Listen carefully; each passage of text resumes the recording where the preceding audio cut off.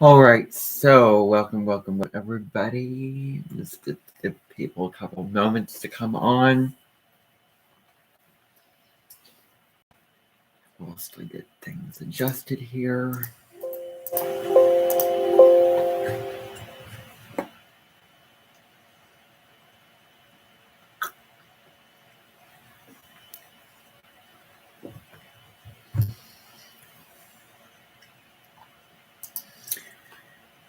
I'm on here to do some work and talk to you.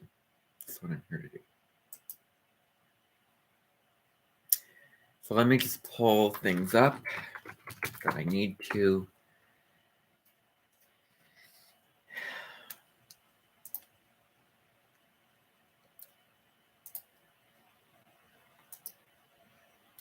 Today is Heather Elan's birthday, or yesterday, so you can go check out her YouTube channel.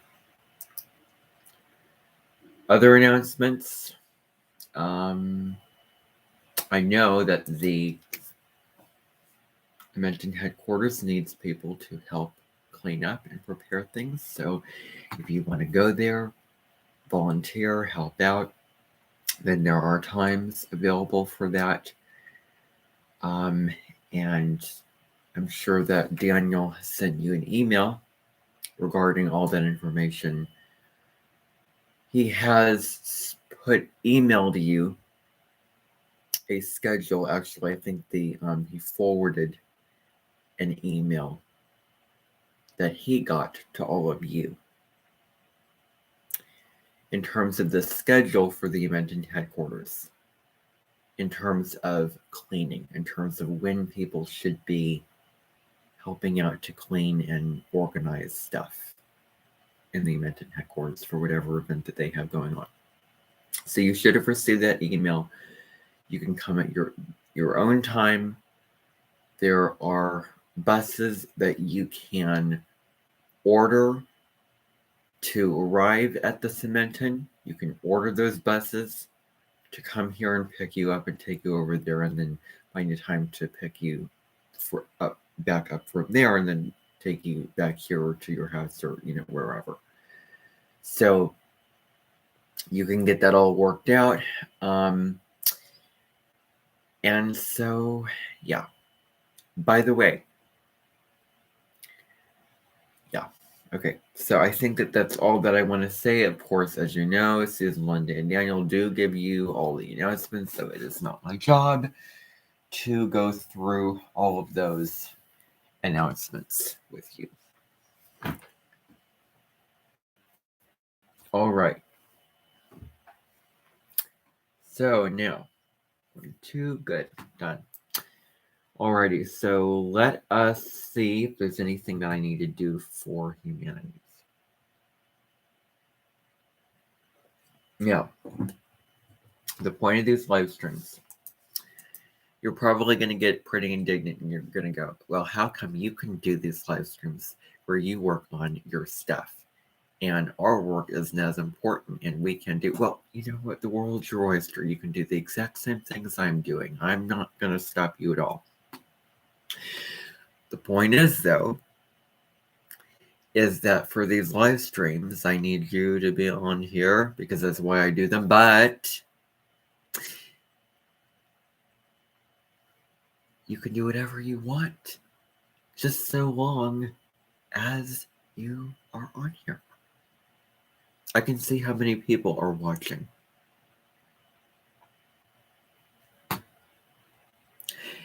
And I know how many people are on here because I know how many people are here at this event.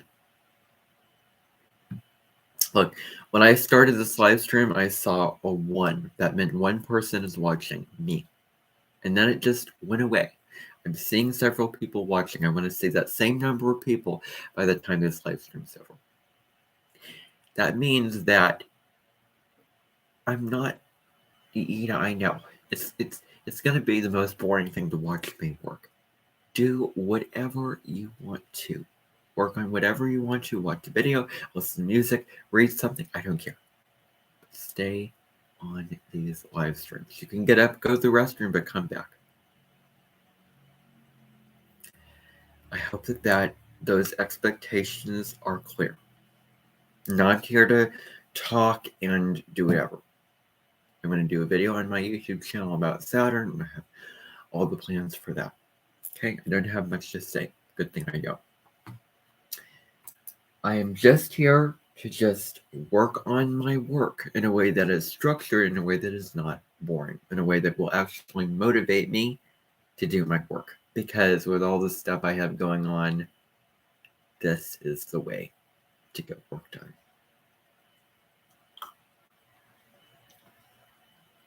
So this is how I'm going to do my work. Now,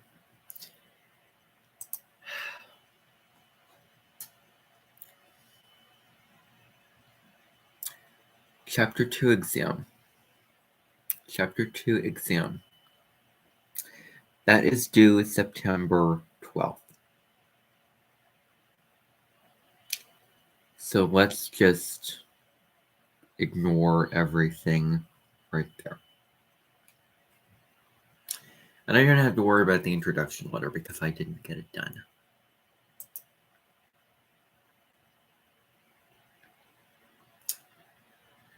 So my humanities teacher is several people combined into one person.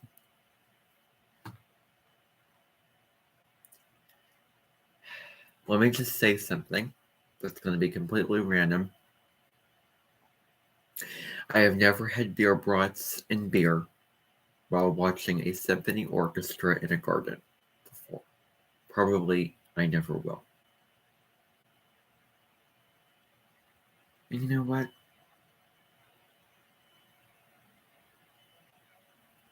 If I want to pay to watch a musical, a symphony orchestra, then that's what I want to do.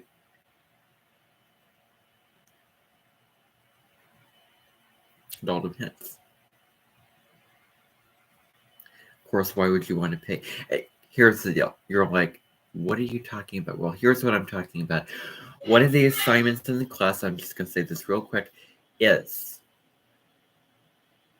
we need to do an assignment where we go to a free musical performance and write about our experience, what we've observed from it.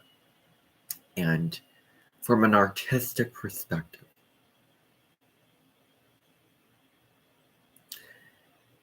this is something that I cannot do. This isn't anything sexy. For those of you who were at my Menton, remember when Jessup Bonstetter came to my Menton? By the way, I do want to make an announcement regarding that. I have not forgotten about that music video that is going to be out on the 15th of September.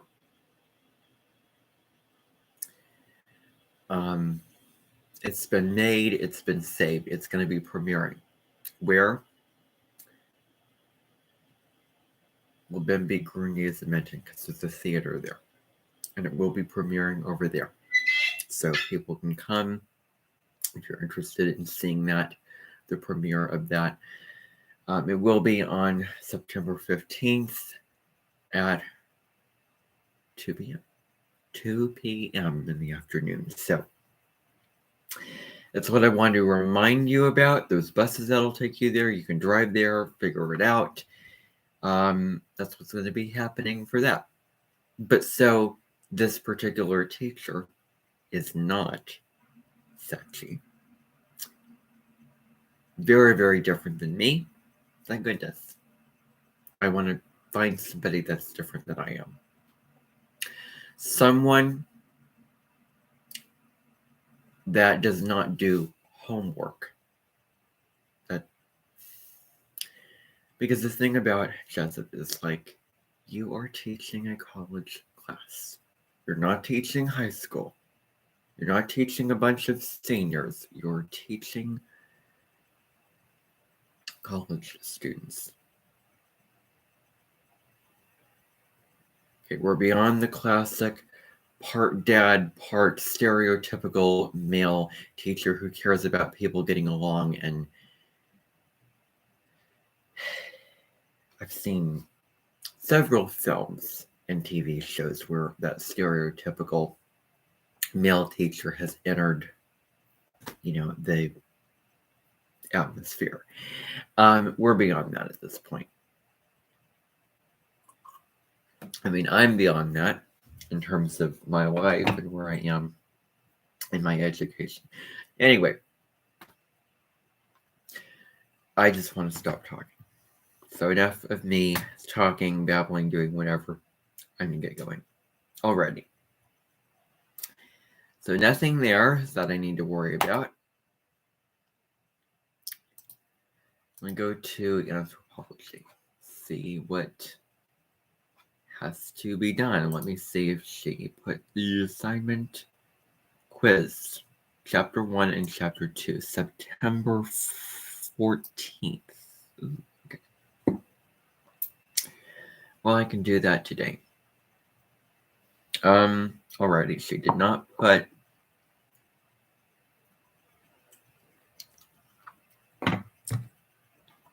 that assignment up there. So, she didn't get that in.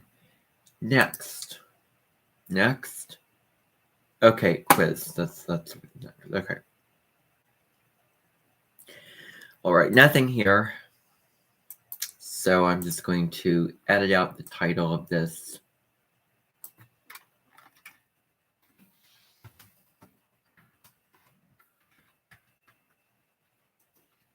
One and two plus quiz. The focus for today. So I did change the title, and whatever it says on that title is what I'm doing. That's what I'm doing. It is kind of ambitious, and no promises. I may have to change the title again, but it's just going to be the way that's going to be. Now, let me flip into the Anthropology book.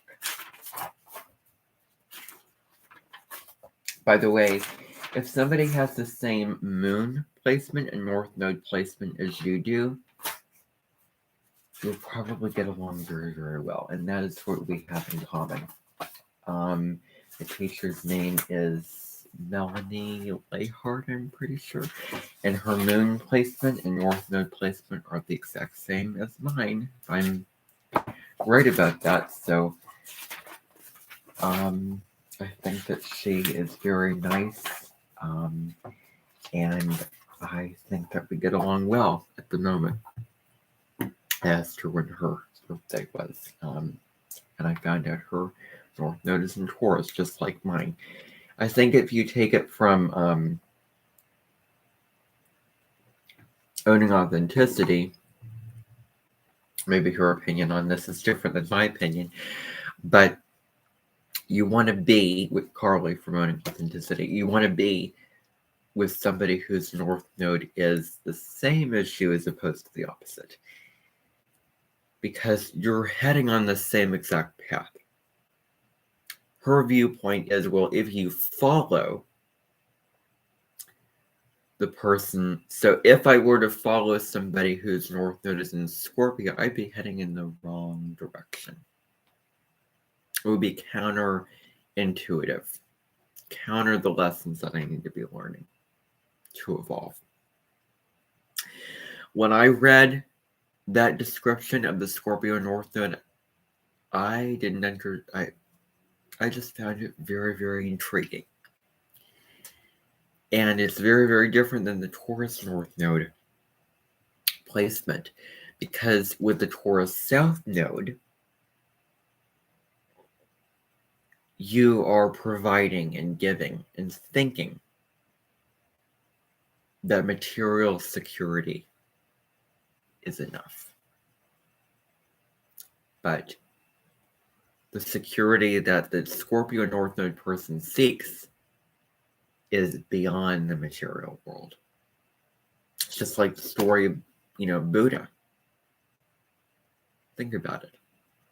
Buddha left the palace of material possessions and being really rich. He went to a forest, shaved his head, sat down, and found enlightenment.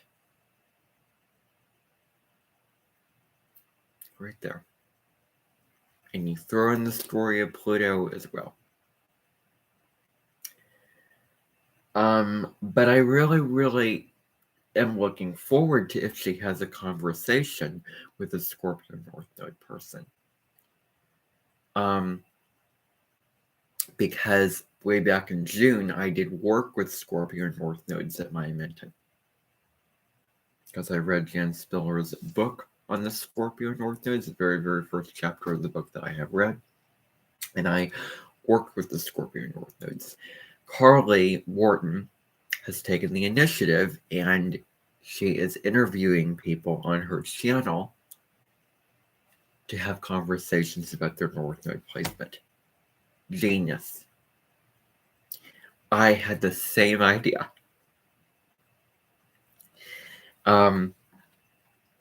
So she is doing that.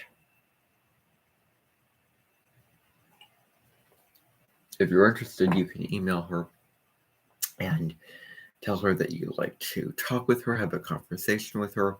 She could make a time.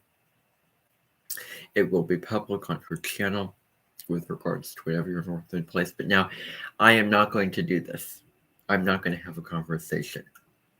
Because the reason why I'm not going to be on her channel, I have only lived about 19 years. I don't feel like I have enough experience or, insight to be able to have that kind of conversation. I just, So, as much as I would like to, it's just not for me at this point in my life. In my humble opinion. So, that's what's going on. I do want to just throw that out there real quick.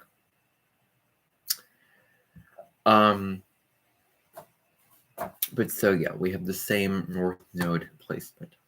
Alrighty, enough chit chat. I'm going to find the chapter and I'm going to start reading and stop talking to you all. So, I'm just going to start in on page 4.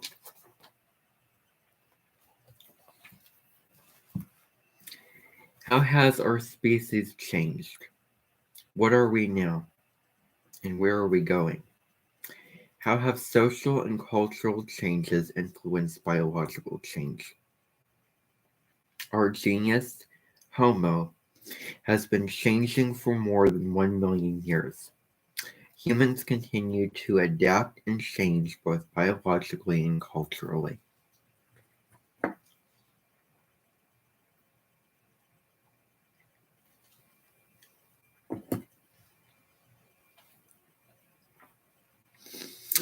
Adaptation, variation, and change. Adaptation refers to the processes by which organizations cope with environmental forces and stresses. How do organisms change to fit their environments, such as dry climates or high mountain altitudes? Like other animals, humans have biological means of adaptation. But humans also habitually rely on cultural means of adaptation. Recap 101 summarizes some of the cultural and biological ways in which humans adapt to high altitudes. Mountainous terrains pose particular challenges, those associated with altitude and oxygen deprivation. Consider 4 ways, 1 cultural and 3 biological, in which humans may cope with low oxygen pressure at high altitudes. Illustrating cultural technological adaptation would be a pressurized airplane cabin equipped with oxygen masks. There are 3 ways of adapting biologically to high altitudes: genetic adaptation, long-term psychological adaptation, and short-term psychological adaptation. First, native populations of high-altitude areas such as the Andes of Peru and Himalayas of Tibet and Nepal seem to have acquired certain genetic advantages for life at very high altitudes. The Andes terrain tendency to develop a voluminous chest and lungs probably has a genetic basis. Second, regardless of their genes, people who grow up at a high altitude become psychologically more efficient there than genetically similar people who have grown up at sea level would be. This illustrates long-term psychological adaptation during the body's growth and development. Third, humans have the capacity for short-term or immediate psychological adaptation. Thus, when lowlanders arrive in the highlands, they immediately increase their breathing and heart rates.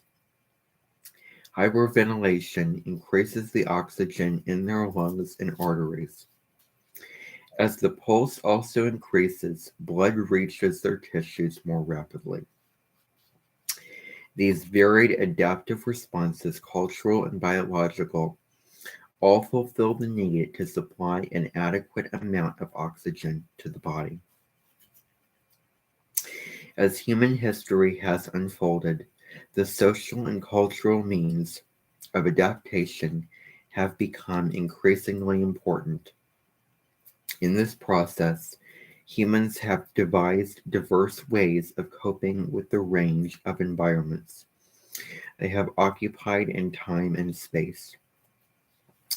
The rate of cultural adaptation and change has accelerated, particularly during the last 10,000 years.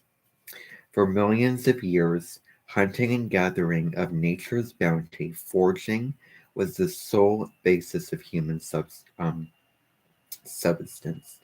However, it took only a few thousand years for food production, the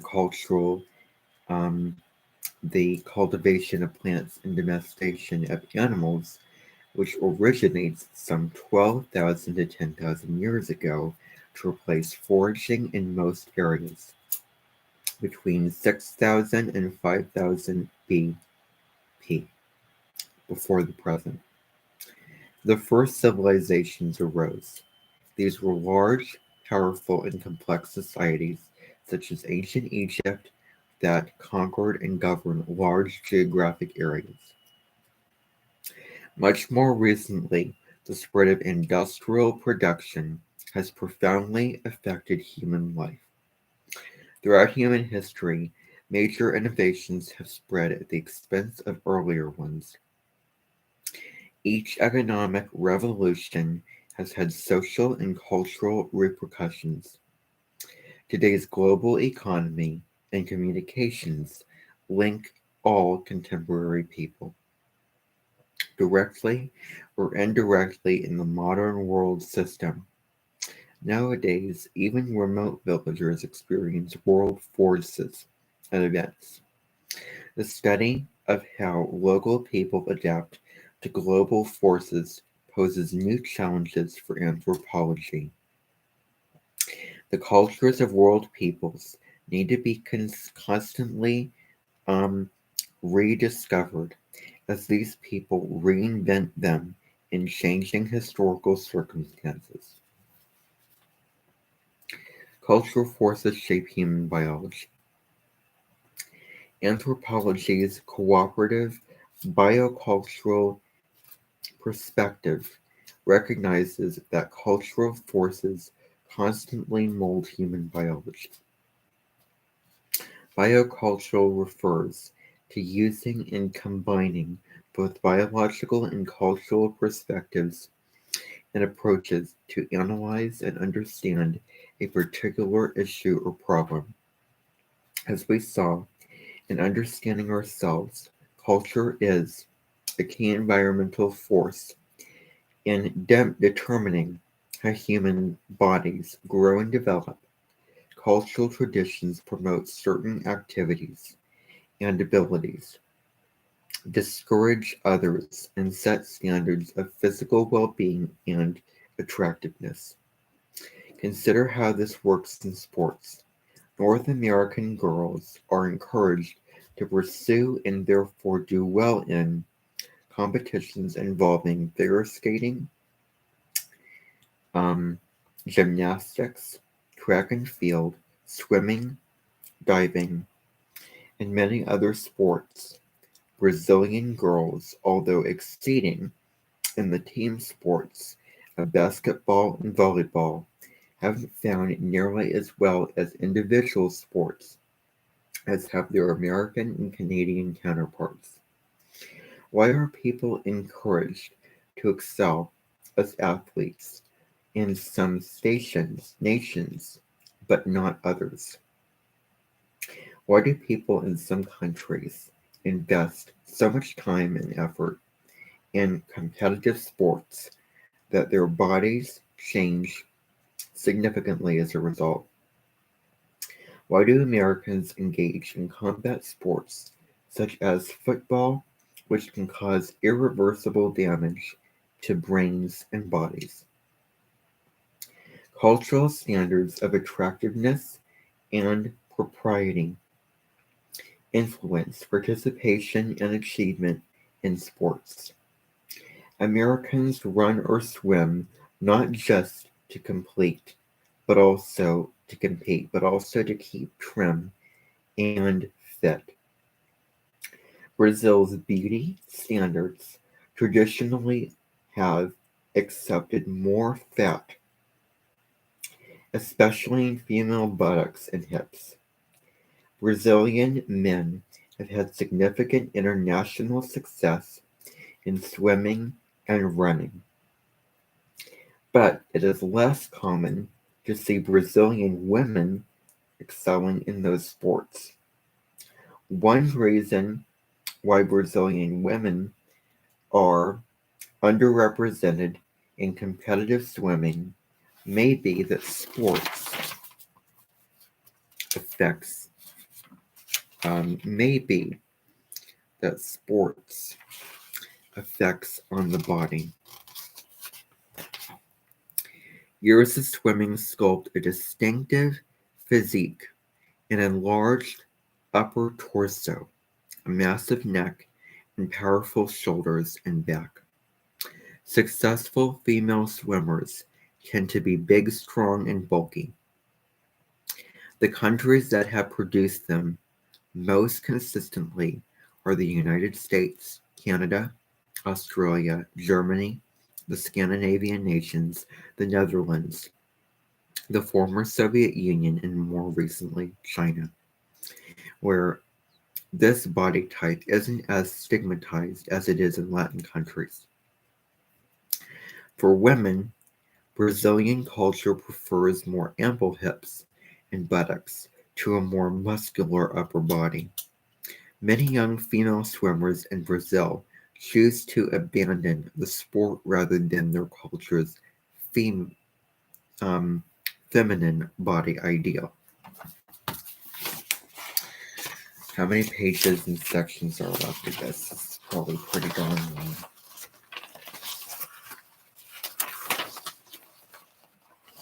Okay. I'm going to do the quiz while I'm reading.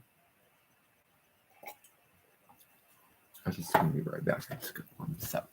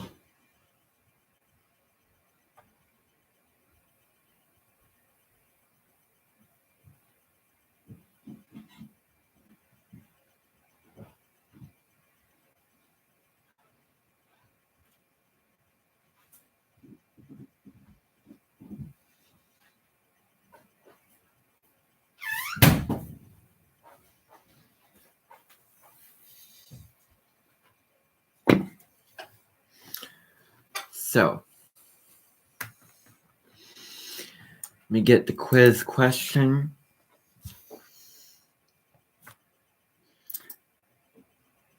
Okay.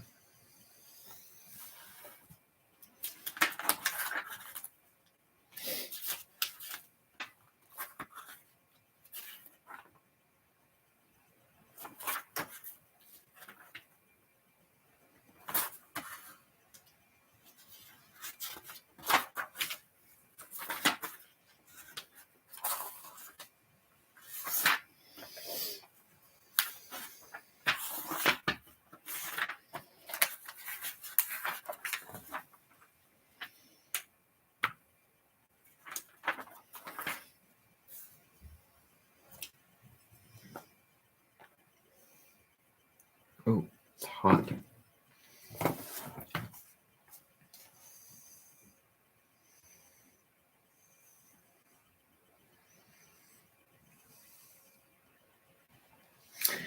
All right, so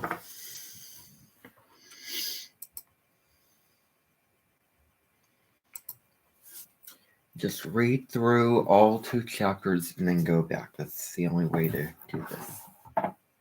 3, 2, 1.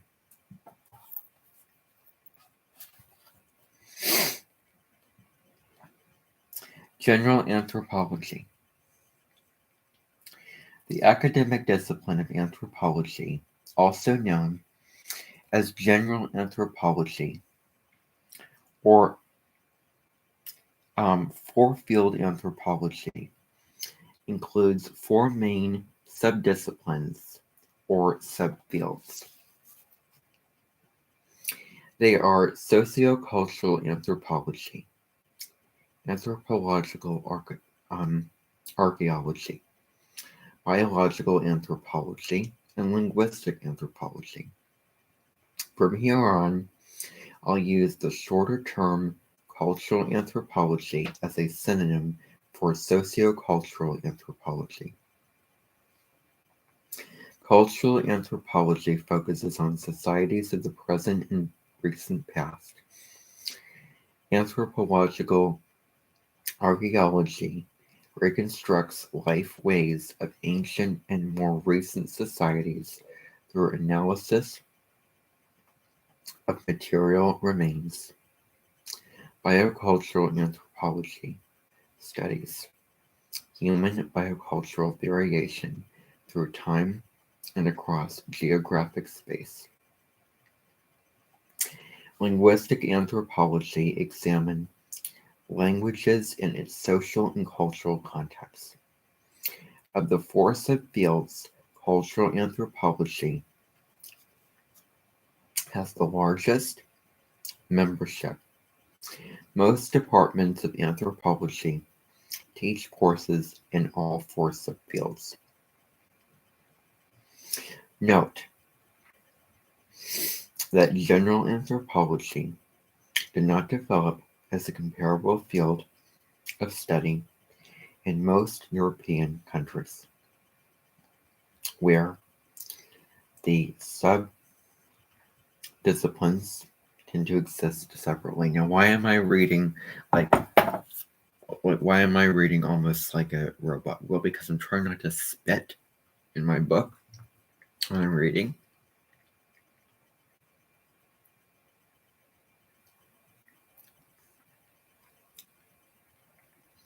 So why am I reading like this?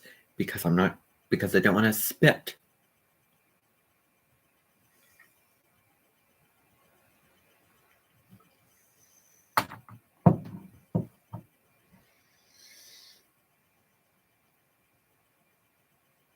It's too hot.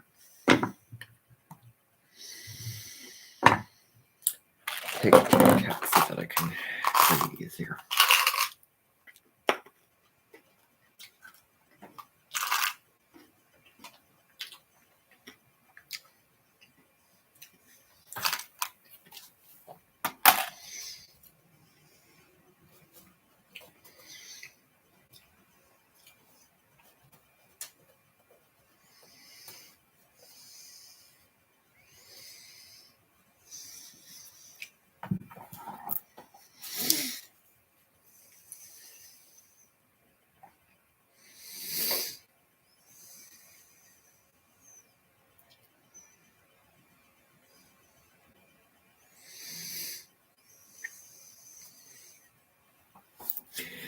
I'm gonna just read a little. I'm just gonna turn some music on and read some of this just silently.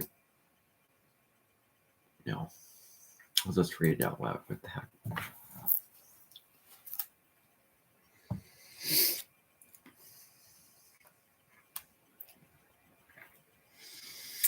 From here on, I'll use the shorter term cultural anthropology as a synonym for sociocultural anthropology. Cultural anthropology focuses on societies of the present and recent past. Anthropological archaeology reconstructs lifeways. I must stop. This is painful. Painful for you, painful for me. So I'm just going to read this silently because that may speed things up. I'm not here to entertain you. I'm here to get some work done.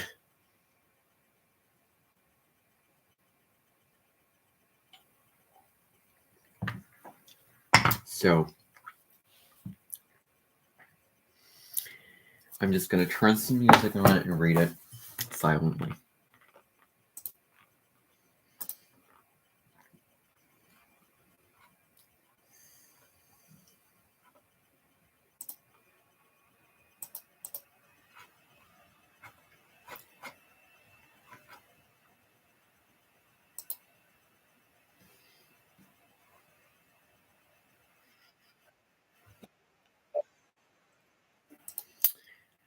Go to my audio library here, find some music so that I can do this just more efficiently.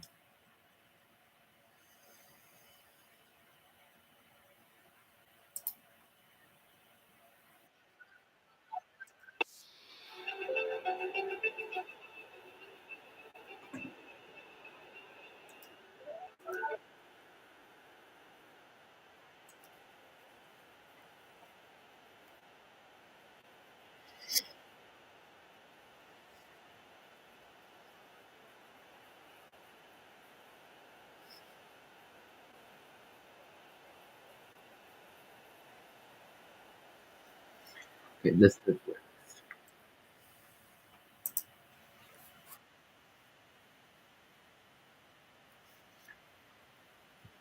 Let me go to where there may not be lyrics.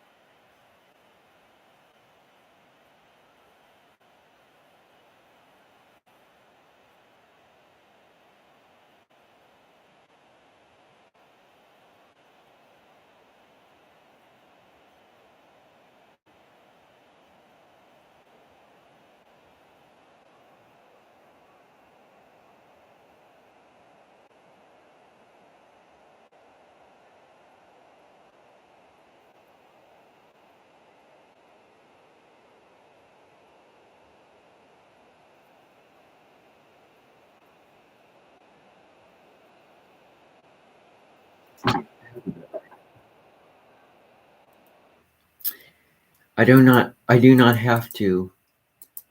Okay.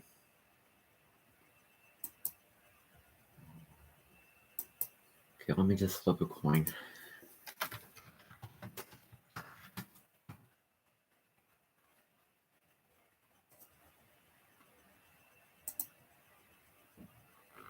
Okay.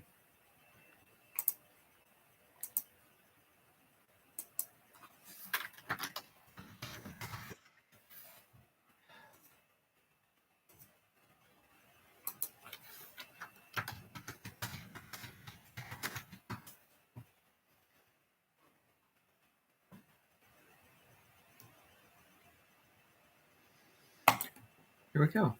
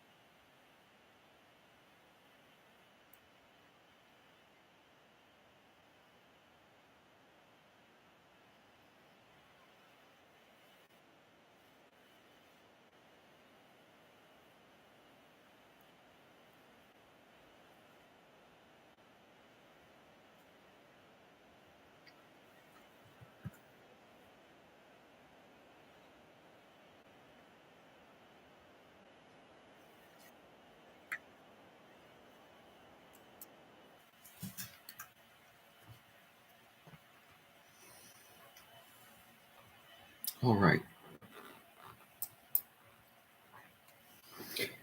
So,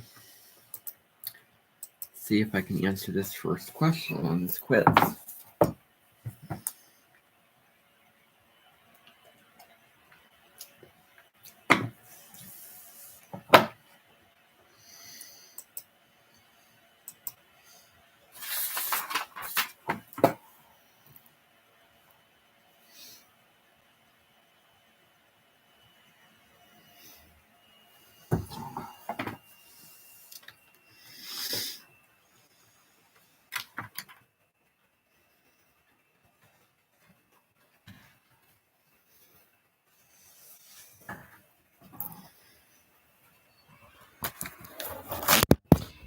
I'm doing this so that I can see what I'm looking at in a better way.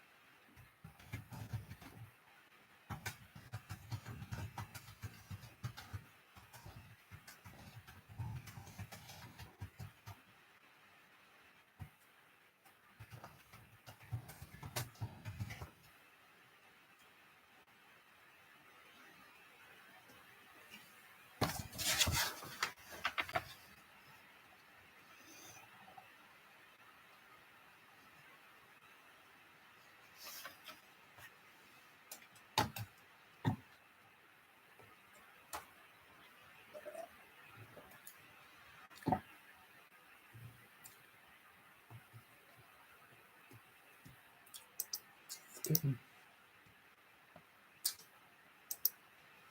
anything is catching a cloud and trying to materialize something that cannot be materialized, and it's unnecessary brain power, I'm just not going to worry about it. Sometimes, like for this question, it says, so this is a written question that I'm looking at for this quiz. It says, this quiz on chapters 1 and 2 for anthropology, it says, what is the difference between ethnography and ethnology, and why are they important to cultural anthropology and field research? I answer the second part of the question, and why are they important to cultural anthropology and field research, within giving a definition of what those two are.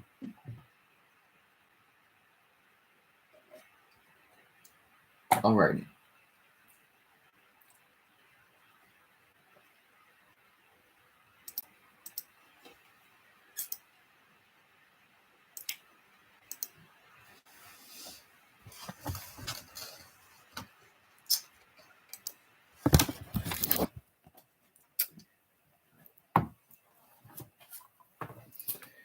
Move this over.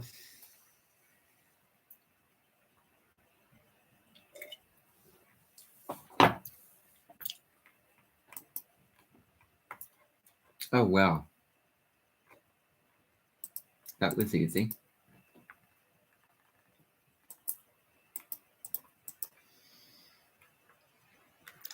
Just a moment.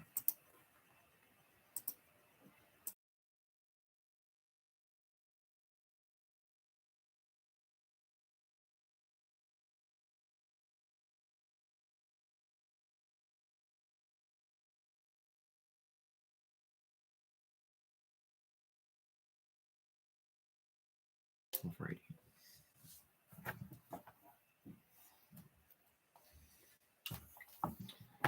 So let's just continue reading. Whoa. Whoa, whoa, whoa. Almost ripped. Okay, I am going to read just a little bit of this, and then when I get exhausted, I'm going to stop. So I'm on the section right now. I'm reading about anthropological, for anyone watching, anthropological archaeology. So that's the section that I'm going to read. Anthropological archaeology, or more simply, archaeology, reconstructs, describes, and interprets human behavior and cultural patterns through material remains. At sites where people live or have lived, archaeologists find artifacts, material items that humans have made, used, or modified, such as tools, weapons, campsites, buildings, and garbage.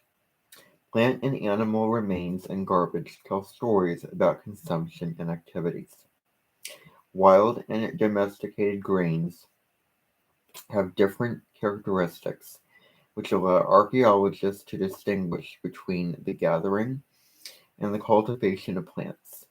Animal bones reveal the age and sex of slaughtered animals, providing other information useful in determining whether species were wild or domesticated. Analyzing such data, archaeologists answer several questions about ancient economies. Did the group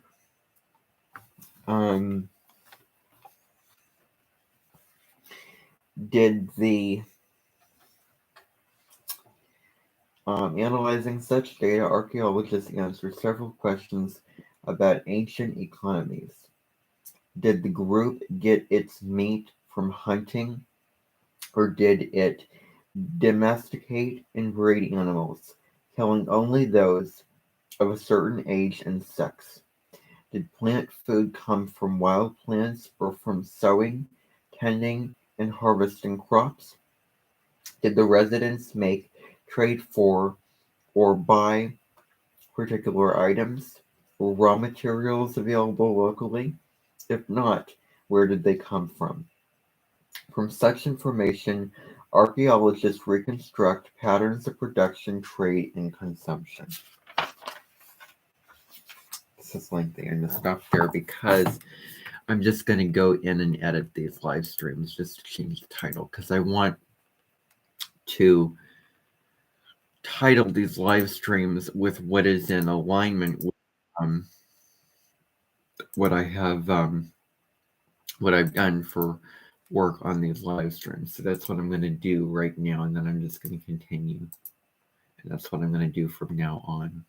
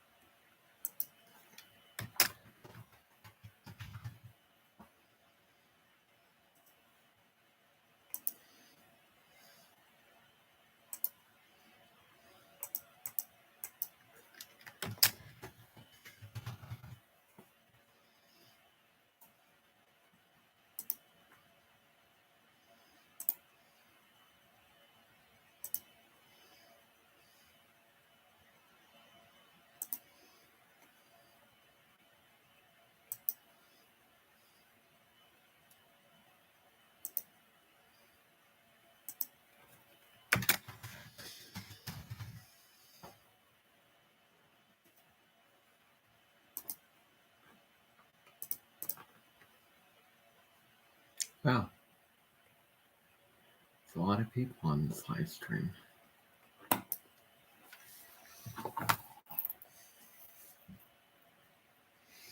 Archaeologists have spent much time studying potsherds, fragments of earthenware. Potsherds are more durable than many other artifacts, such as textiles and wood. The quantity of pottery fragments also allow estimates of population size and density. The discovery that potters use materials unavailably locally suggests systems of trade. Similarities in manufacture and decoration at different sites may be proof of cultural connections. Groups with similar pots may share a common history. They might have common cultural ancestors. Perhaps they traded with each other or belonged to the same political system. Many archaeologists examine paleoecology. Ecology is the study of interrelations among living things in an environment. The organisms and environment together constitute an ecosystem, a patterned arrangement of energy, flows, and exchanges. Human ecology studies ecosystems that includes people, focusing on the ways in which humans use of nature influences and is influenced by social organization and cultural values. Paleoarchaeology looks at the ecosystems of the past. Just so I don't have to worry about titling any one of these live streams, retitling them, because I never know what I'm going to end up doing. I'm going to title all of these coursework live streams the exact same thing so that it will make life so much easier.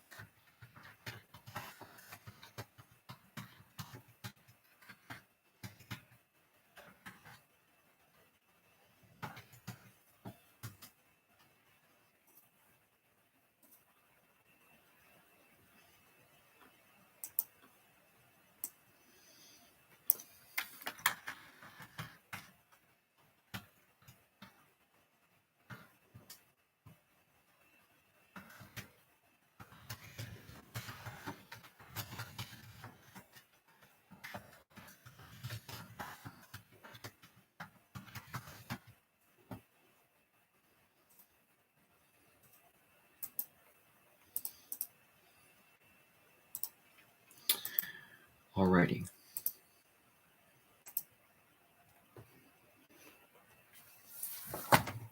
So where did I leave off?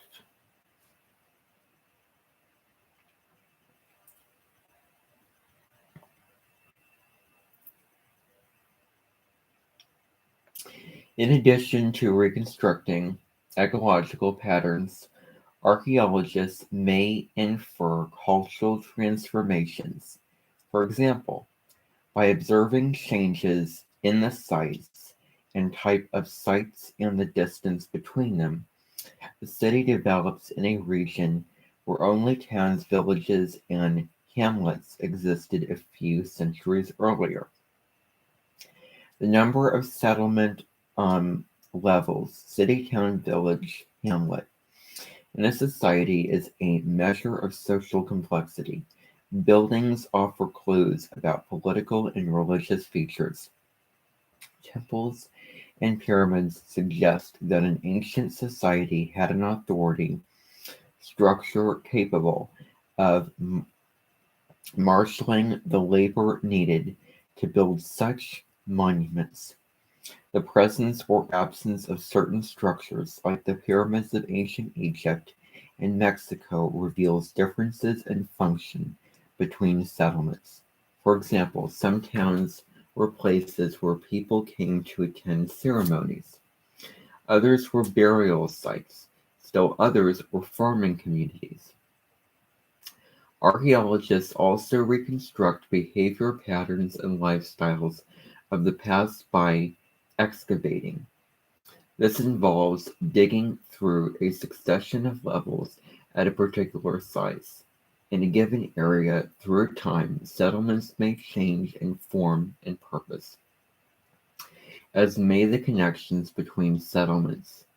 Excavation can document changes in economic, social, and political activities. Although archaeologists are best known for studying prehistory, that is, the period before the invention of writing, they also study the cultures of historical and even living peoples. Studying sunken ships of the Florida coast, underwater archaeologists have been able to verify the living conditions on the vessels that brought ancestral African Americans to the New World as enslaved people. In a research project begun in 1973 in Tucson and Tucson, Arizona,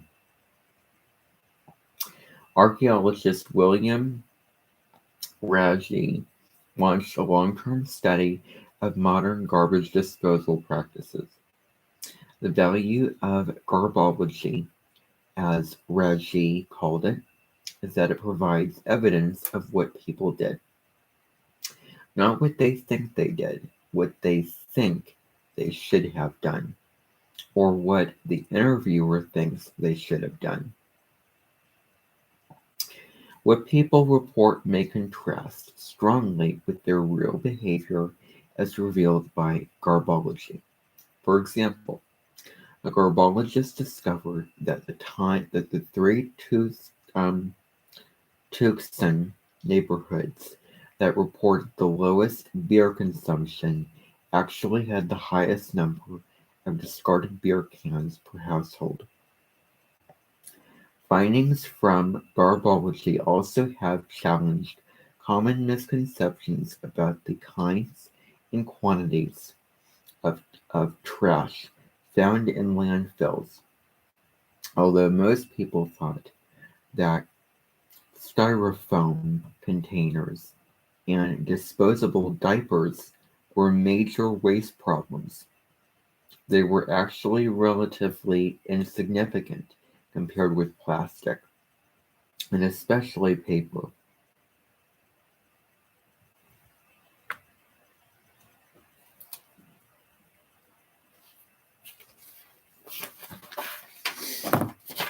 Okay. So that's going to be it for now, everybody. But before I sign off, I'm just going to play a little music on the piano just to sign off. And that's going to be it for today. That's going to be it for now. There will be another live stream. I'm just going to try to do these live streams. Let me see here.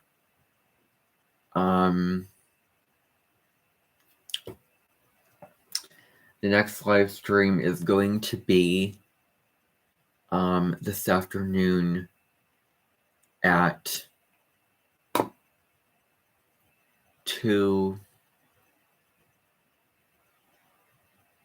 1:30 this afternoon. So 1:30, we're gonna get back on this live stream, and then I'm gonna continue working on what I need to work on. Hopefully, getting all of this done. So that is all for now. Just a moment.